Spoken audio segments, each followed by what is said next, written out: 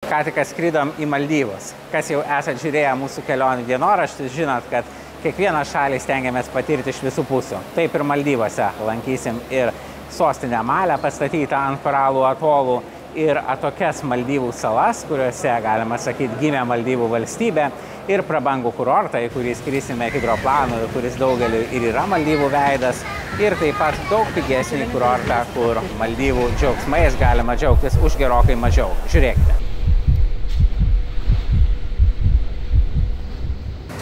Daugelį turistų jau oro uoste pasitiko kurortų atstovai, tai jie jokių gyvenamų Maldyvų salų nematys, o mes viešuoju transportu keliaujame į Malę ir kadangi čia yra atolas, tai tas viešasis transportas bus laivas. Nusipirkom bilietą ir štai einam į laivą.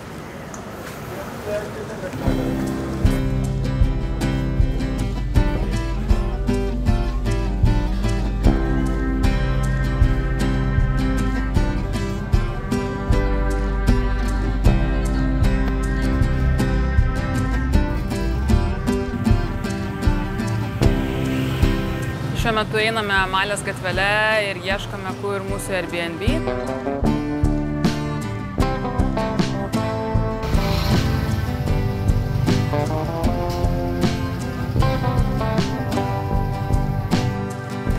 Tai iš tikrųjų atėjome į tą mūsų butuką Malėje, kuris kainuoja 100 eurų nakčiai. Ir čia mus bandė įleisti prižiūrėtojas, naudodamas savo pirštų antspaudą, tačiau kiekvieną kartą jis buvo nesėkmingas. Tai sako, štai šią kortelę naudodamiesi galėsite čia patekti. Na ir viduj mes turim virtuvėlę, pakankamai nemenko dydžio iš tikrųjų, ir stalas su kėdėmis ir viskas, ko reikia, šaldytuvas, mikrobangė, skalbimo mašina ir ką norim, galim pasikepti, pasišildyti. Taip pat čia yra atskiras kambarys ir visai nemenkas su lova, darbo stalu, kampu, laisvalaikiui ir tikrai dideliu ekranu. Taip pat ant stogo yra ir džakuzi, galbūt ir pasinaudosime. Čia balkonas ant stogo ir galvoju, ką man ta Malė primena. Tai kažko primena iš tikrųjų Medinas, Maroko ar Tuniso senamiestis, nes šitaip tankiai gyvenama, kad va čia nuo stogo net beveik nesimato gatvių. Bet aišku, pastatai čia jau modernus, visas miestas yra modernus, beveik nieko seno čia neišlikę. Na, o rytoj eisim pasivaikščiot tom siaurom gatvelėm ir pažiūrėsim, kaipgi atrodo Malė. The Maldives consists of over 1,000 small islands, of which 200 are inhabited. Travel and transport are not easy here. Expressing their grievances towards governments that do not deliver. Na, šiltas vanduo taip tokiom bangom, kartais būna, kartais nebūna. Labas rytas, pirmas rytas iš Malės. Na ir net čia, Malėje Airbnb, kuriame esame apsistoję, ant stogo yra džakuzi. Savininkas vakar mus palydėjo, sako, jeigu norėsite džakuzį įsijungti, reikia valandą laiko laukti, kol ji čia prispildys vandens. Yra ne tik tai džakuzį, yra štai net ir sauna, kuri aš asmeniškai nelabai įsivaizduoju, kam čia reikalinga, nes karštis yra tikrai milžiniškas. Miestas labai urbanizuotas, pastatas vienas greta kito ir tikrai vargiai kas įsivaizduoja būtent tokį vaizdinį, kuris yra už manęs, kai išgirsta žodį Maldyvai. Čia yra 9 aukštas, bet žiūriu, kad dar yra kopėtėlis 10, tai pabandysim užlipti.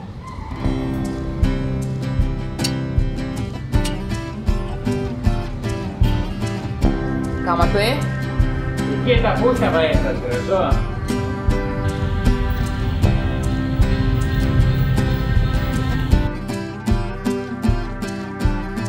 Jau kam atrodo, kad Lietuvoje ar dar kur trūksta šaligatvių, tai nebuvo Malėj. Štai čia yra, sakoma, tankiausiai gyvenama pasaulio sala, na ir daugelis gatvių štai tokias. Tai toks šaligatvis, kurio net neįmanoma eit ir daugybė visokiausių motorolerių, motociklų, mopedų ir panašiai. Na, va, vėl automobilis, tai reiks išlipti praleisti.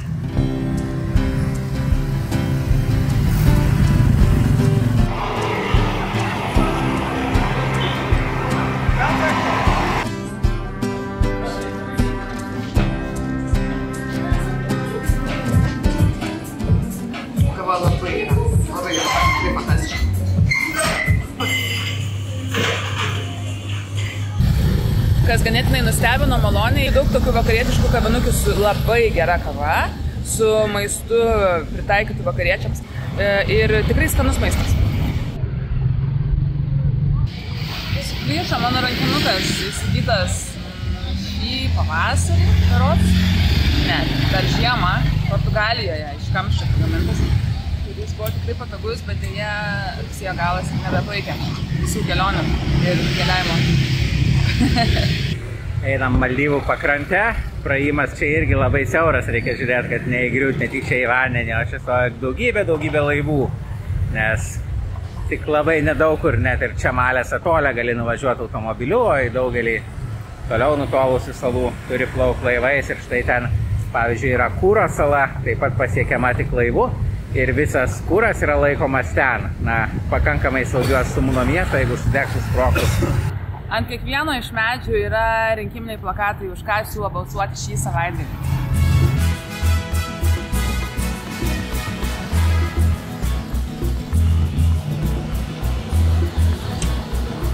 Paminklas 50-iesiems turizmo Maldyvuose metams, kurie buvo 2022-aisiais. Labai ankšta, tai iš tikrųjų reikia kartais praeiti pro motorolerius ir beeidama smarkiai nusideginu koją, nes pasirodo prisiliečiau prie išmetamojo vamzdžio. Atėjom į Maldyvų nacionalinį muziejų. Man asmeniškai labai gražus pastelinėmis spalvomis tapyti atrodytų Maldyvų pinigėliai. Išėjus nuo ryto labai ištroškau ir taip pat paaiškėjo, kad mašalų yra ištisa galybė ir reikia pasipurkšti purškalnuju. Tai kadangi visos salos skersmuo viso labo 1,5 kilometro, labai paprasta grįžti namo, purkštelti vandens, pasipurkšti nuo uodų ir vėl keliauti į miestą.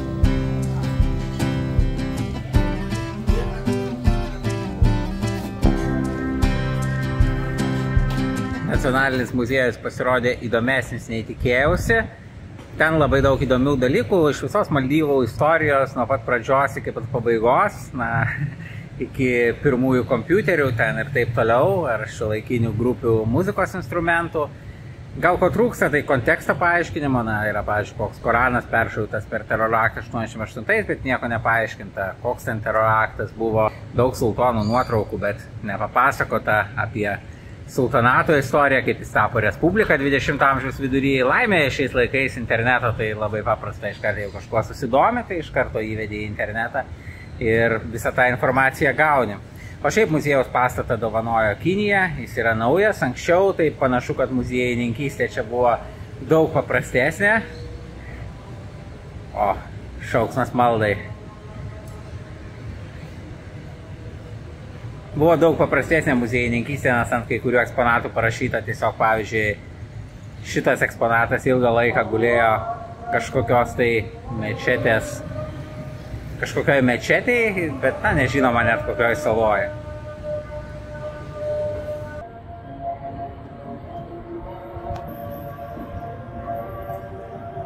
Šiaip pirmas įspūdis apie Malę kol kas tikrai neblogas ir, sakyčiau, šiek tiek netikėtas. Nesitikėjau ir kad tokie aukšti pastatai, kad ir tas, kur gyvenam, sakykime, 8 aukštų, čia šalia aplinkui dar aukštesni, bet kita vertus nieko keisto, tai yra tankiausiai gyvenama pasaulio sala pagal vienus iš kriterijų, tai žmonės čia turi sutilpti ir tiesiog, ką jie čia daro, kad sutilptų, tai neįtikėtina. Parduotuviai, tai tarp lentynų tokie atstumai, kur kitur būtų, nežinau, dvigubi, trigubi, vėlgi vos parduotuviai pavyksta prasilenkti žmonėm.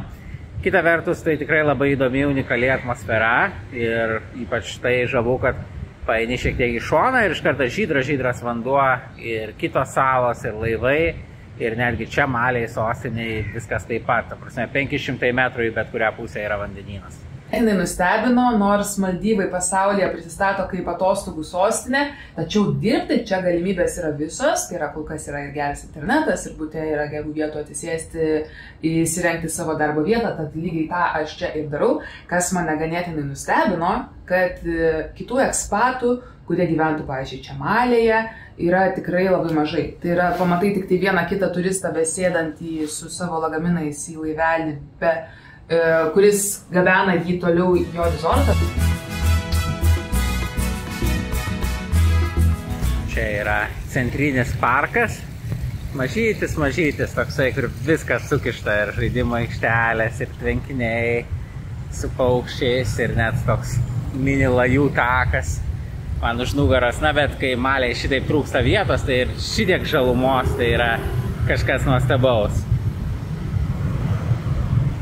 Parkas tradiciškai vadintas Sultono parku, todėl kad čia stovėjo Sultono rūmai, bet kaip ir dauguma Malės senųjų pastatų, išskyrus vos keletą, na, jie virto dulkiam. Štai toks parkas šiek tiek aplūžęs, bet iš esmės atrodo visai neblogai. Visai nėra žmonių čia šiuo metu. Ir pirmadienio dieną, matosi, visi mokosi arba dirba.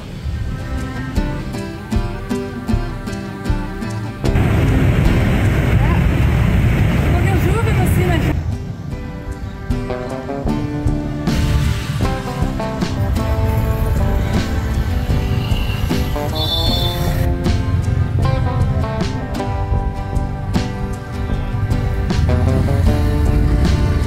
Vienas retų senų pastatų, kurie vis tik išliko Malėje, tai yra sena 17 amžiaus mečetė.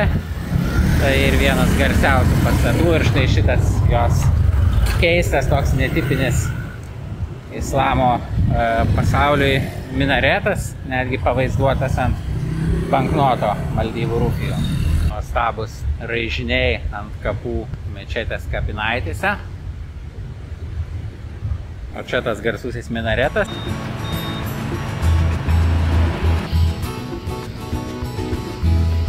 Čia Malės paplūdimys, dirbtinis aišku, nes pati sala buvo gerokai mažesnė, bet ją dirbtinai išplėtė. Na tai dabar jau visi krantai netikri ir padarė gražų, bet ankštą siaurą paplūdimį, kai kurių nuomonė tiesa jo vaizdą kiek supadino šitas naujasis Kinų ir Maldyvų draugystės tiltas, kuris sujungia Malę su oro uosto sala. Paplūdimyje įdomu stebėti, kaip žmonės maudosi su drabužiais.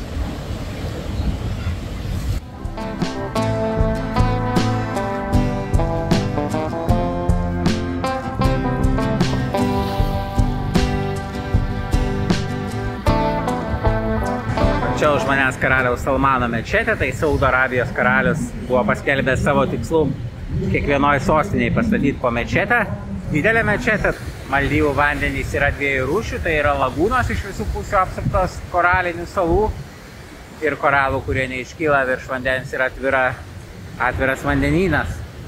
Tai anapus to tilto yra atviras vandenynas ir todėl šičia jau tikrai visai nemažos bangos. Malė vadinama mikrometropoliu, nes tankiai gyvenama, pilna žmonių ir aukštų pastatų kaip metropolis, bet iš tikrųjų tai gyventojų yra tik tai kaip Klaipėdoj, tiesiog, kad sala tokia mažytė, kad ir jie vos telpa. O čia vartai yra į Kinijos Maldyvų draugystės tiltą, kadangi kaip ir daug Maldyvuose ir daug kur pasaulyje pastaruoju metu jį fundavo Kinija, o iki tol net nebuvo galima nuvažiuoti ar automobilio ar autobuso į oro uostą ir buvo galima tik plaukti laivu. O šiaip tai Maldyvai yra patekę į vidurį tokio naujo šaltojo Azijos karo tarp Kinijos ir Indijos. Ir čia yra dvi pagrindinės politinės partijos, netrukus bus rinkimai ir viena iš tų politinių partijų labiau linksta prie Kinijos, o kita prie Indijos. Tai matosi daug užrašų Indija lauk ir panašių vienos politinės partijos gerbėjų. Na ir jeigu šitą tiltą į rytinės salas nuo Malės pastatė Kinija, tai tiltą į vakarinės salas nuo Malės, kuris taip pat sujungs dar keletą salų, tam tarpe Savartyno salą, tai ten jau statys Indija.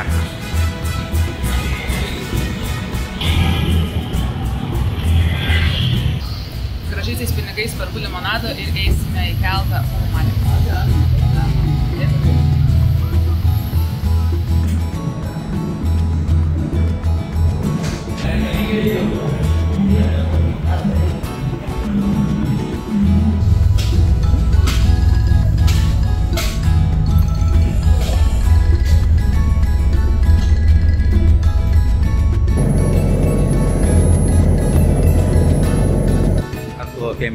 Hulu Malė. Čia yra tokia kaip naujoji Malė. Tai yra supilta dirbtinė sala, ar smarkiai išplėsta tiksliau sala, kur nėra viso to susigrūdimo, daugybė statoma naujų namų, daugybė laivų, daugybė jachtų, bet kol kas dar gyvena tik 15 000 žmonių. Malės visa sala pakelta apie porą metrų virš jūros lygio. Taip yra todėl, kad viena didžiausių Maldyvų bėdų tai yra kylantis pasaulinio vandenyno lygis. Ir daugelis Maldyvų salų yra vos apie metrą pakilusias virš jūros lygio, taigi bet koks vandenyno lygio pakilimas skandina ištisus vertingus plotus, kurių ir tai be galo mažai turi Maldyvai. Tai čia jau supylus šitą salą iš naujo buvo iš karto padaryta, kad būtų pakilus virš jūros lygio. Einam tolyn nuo krovininio uosto, o anapus to uosto, kur matosi tolumoje sala, tai nuo šitos salos prasidėjo visa Maldyvų turizmo istorija. Tai įvyko dar 1972 metais ir būtent tada sugalvotas tas toks planas, kad pakvies turistus, bet pakvies ne į tas salas, kuriuose gyvena patys maldyviečiai, tačiau atskiras salas, kad būtų viena sala, vienas viešbutis ir tiesiog ten tik turistai ir jie Maldyvų gyvenimą nemato, jie gauna tiesiog saulę, nuostabiai žydrą vandenį, atolus ir taip toliau. Ir va ten toksai yra pirmasis kurortas, jis dar buvo arti oro uosto tam, kad galėtų vos atskrydę iškart nuplaukti ir nieko nematyti daugiau. Bet dabar tokių kurortų jau yra virš 160 ir daugybė jų yra jau taip toli, kad juos reikia skristi hidroplanais. Mes taip pat skrisim hidroplanu, ir tai jau irgi yra tapus tokia kaip Maldyvų patirties dalis, skrydis hidroplanu. Aš, pavyzdžiui, niekada gyvenime nesu skrydęs, nėra daug vietų pasaulyje, kur tą gali padaryti, o čia Maldyvuose tai tiesiog dabar vien čia sėdėdami, valgydami matėm kokius 3 hidroplanus, kurie pakilo. Čia jau Hulu Malėj tikrai ploto netrūksta, tai va didžiulis centrinis parkas, per kurį dabar einam. Tik visuose Maldyvuose yra tokia nemaža problema šiukšlės. Tai dabar visaip skatinama nešiukšlinti, nes nelabai patinka turistams, kurie moka daug pinigų, bet ir čia matom tikrai nemažai.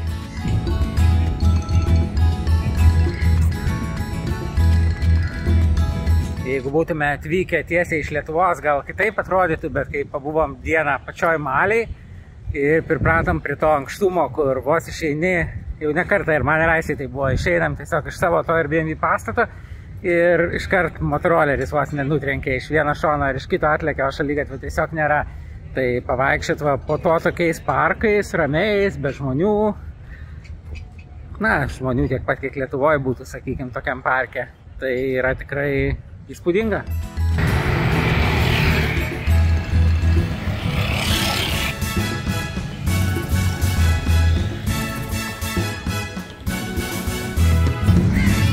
Kur galdelė, tai iš tikrųjų, kad gyventojas. Visa rytinė dalis Hulu Malės vienas toks ilgas, gražus dirbtinis paplūdimys.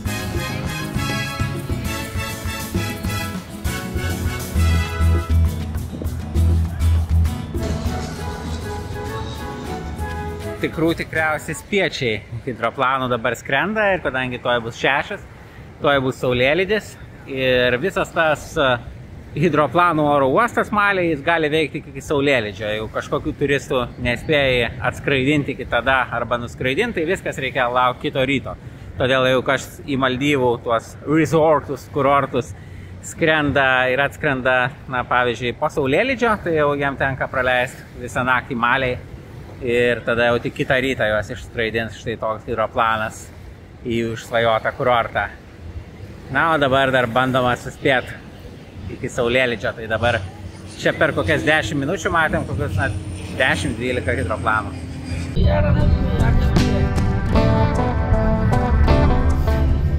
Teko smarkiai pabėgioti, nes lipom į autobusą ir sužinom, kad reikia būtinai tik tai iš konkrečios parduotuvės įsigyti bilietą. Tai teko išlipti, nusipirkti tą bilietą toj parduotuvėj ir dar bėgti keletą stotelių, kad pasivytume tą patį autobusą. Daug pasako apie tai, kaip čia viskas užgrūsta, bet spėjom. Jo, laimė, autobusas važiuoja tokiu pusračiu, tai galima buvo nukirsti kampą jo maršrute, tai atbėgom.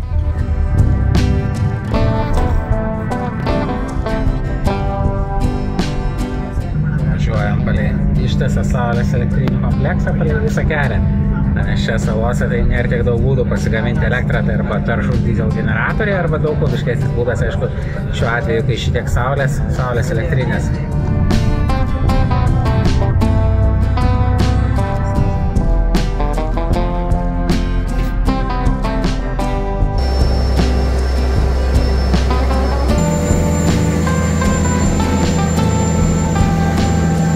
Atplaukiam į dar vieną paskutinę Malės aglomeracijos dalį, kurią lengva pasiekti, yra Vilingylio sala.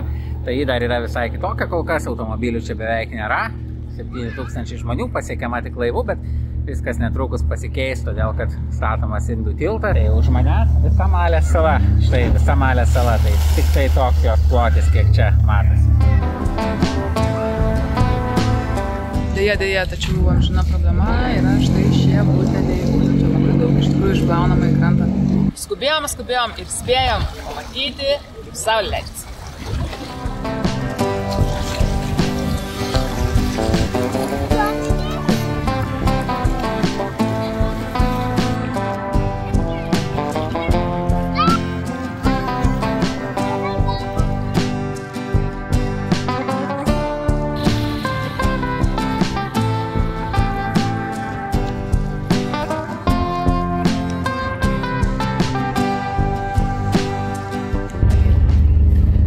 Paminklas 2004 metų tsunamio aukoms.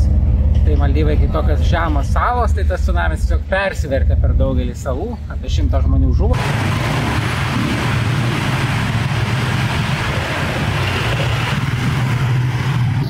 Pagrindinė gatvė šiek tiek platesnė. Na ką, atėjo laikas registruotis jau į rytdienos skrydį ir rytoj dieną iš Malės sostinės skrisim į atokiausią per šią kelionę salą, tai Hanimadu, o tikrasis tikslas ten bus Utemų sala, kurioje gimė vienas Maldyvų didvyris, Mahometas Takurufanu. Būtent jo dėka Maldyvai išliko nepriklausomi nuo Portugalijos imperijos ir yra viena nedaugelio šalių, kurios niekada praktiškai nebuvo ilgam laikui kolonizuotos. Tiesa, slypinti už šių dailiai nutapytų Maldyvų pinigų yra ta, kad oficialus kursas ir kursas, kuriuo galima išsikeisti šios pinigus šalyje, tikrai skiriasi. Jau atvykę oro uoste, eidami prie keityklos, pamatėme, kad už $1 duoda 15,3 rufijos ir šalia stovėjęs vyrukas sako, aš duosiu jums 16. Galite su manim prieiti prie bankomato, tikrai jums tikrų pinigėlių ištrauksiu. Na, sakome, gerai, davėme $100 ir jis mums iškeitė. Pasitikrinome paskui parduotuvėje, davė tikrų nepadirbtų pinigų. Ir paskui susižinojome, kad iš tikrųjų šalyje taikomas oficialus kursas ir net ir tas, kur tarkim taikomi revoliutas, yra prastesnis negu tas, kuriuo galima išsikeisti gatvėje arba, kaip šiuo atveju, pinigus mums tiesiog atnešė už dar geresnį kursą, už 17 rufijų už $1 ir Airbnb savininkas. Kas čia per kankinimo priemonės?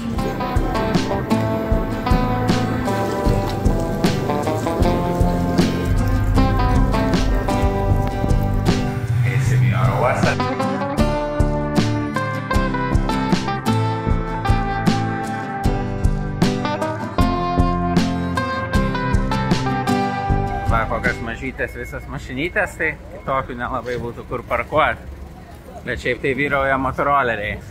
Mašinos čia daugiausiai yra komercinės, arba taksi, arba vežt kažką. Čia va, miesto turgus. Laiko jau nebėra, bet kadangi dar eidami į oro uostą turim kelias valandas, tai praeinam kai kurias vietas, kurių prieš tai nepraėjom.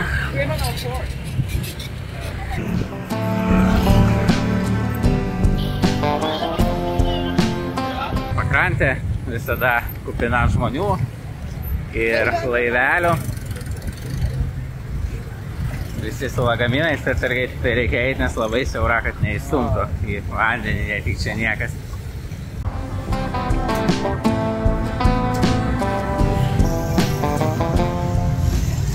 Reikia nuolat perlipti įvairiausius vamzdžius.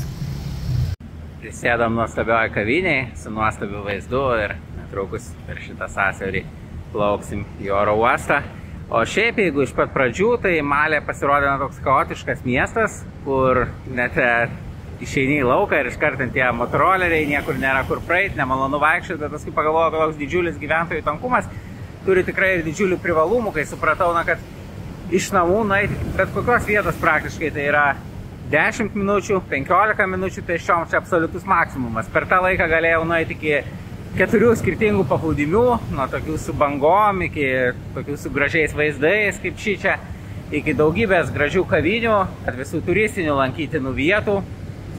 Ir dar vienas toks dalykas, apie kurį net nepagalvojau, pastebėjau, kiek kavinių, kiek restoranų, kiek parduotuvių čia, kas veikia 24 valandas per parą. Tiesiog, kai aplinkui gyvena šitiek daug žmonių, tai nors tai Klaipėdos dydžio miestas, bet į kiekvieną kavinę, restoraną pėsčiom gali ateiti, 10 tūkstančių, virš 100 tūkstančių žmonių iš esmės.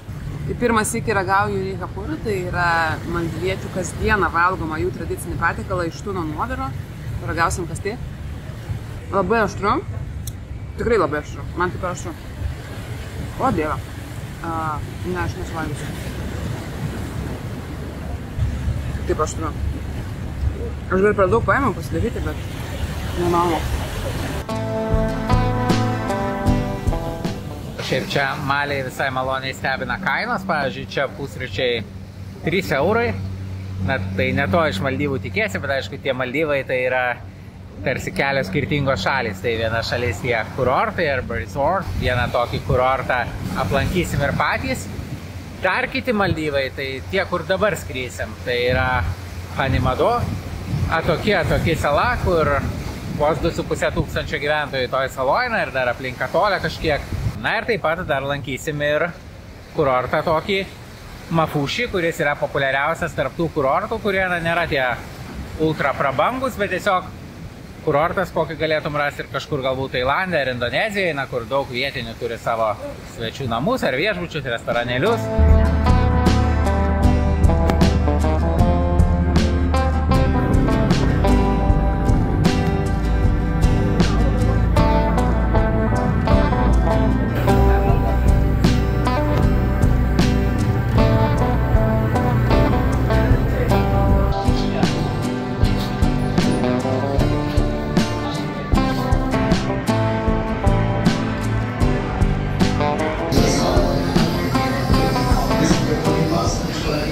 Po 2 dienų išvykstame iš Malės ir iš tikrųjų įspūdžiai yra tik patys geriausi. Aš labai didelių lūkesčių šiai sostinei nekėliau. Iš tikrųjų įsivaizdavau, kad tai bus tiesiog žmonės aptarnaujantis didelis miestas, tačiau mane labai maloniai nustebino, kad čia yra ir įvairiausių kavinukų, kur galima paragauti, pavyzdžiui, ir tradicinio maisto, taip pat vakarietiško maisto, viskas tikrai buvo labai skanu. Taip pat aplankyti tokių istorinių ir turistinių vietų, kurias jie čia turi. Netrukus mūsų skrydis, demografija čia visiškai kitokia žmonių nei Maldyvuose, tai praktiškai vien turistai, daugiausiai baltaodžiai, kažkiek kinų, nes skrydžiai tikrai brangus tarp salų, tačiau jų yra tikrai daug ir pasirodo galima gauti pigesnius skrydžius, jeigu perki per viešbutį, kuriam apsistoji, tai Skyscanneris rodė daug didesnę kainą, tada parašiau viešbučiui, tai pardavė pigiau tą patį skrydį. Ir nors viešbutis čia jau yra toks paprastas, ne resortas toj Hanimado saloje, bet vis tiek įprasta, kad pasitiks mūsų oro uoste.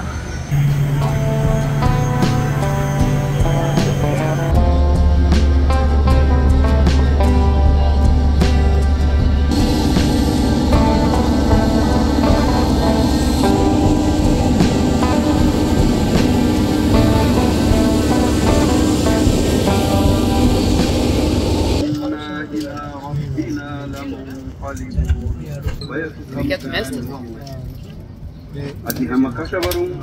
To Ippur and further 20 minutes from Ippur to Hanimado.